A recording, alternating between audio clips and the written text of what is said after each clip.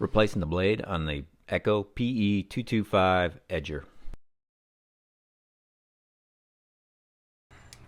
First, going to be removing the cotter pin.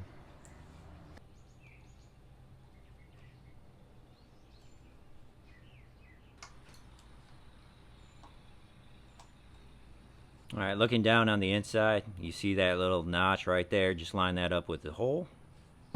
Got a Phillips screwdriver. I'm going to just 17mm socket. I'm going to be going clockwise to loosen. While attempting to loosen the nut, hold the screwdriver in place.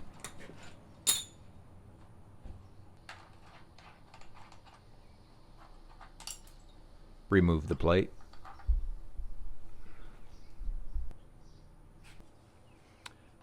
Remove the old blade. Install the new blade. Reinstall on this cover.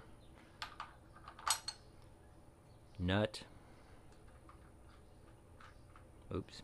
Remember, reverse thread, so to tighten this, you gotta go counterclockwise. Align the notch part with the hole, and then insert the Phillips screwdriver in place, and then tighten the nut.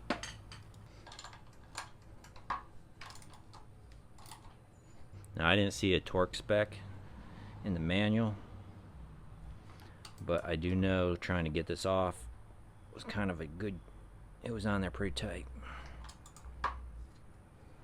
Have a new cotter pin.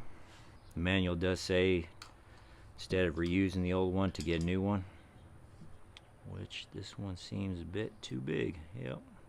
Unfortunately, the cotter pins that came with the blades just are too big. So we're gonna have to stick the old one in for the time being until I can get another one. And that's it.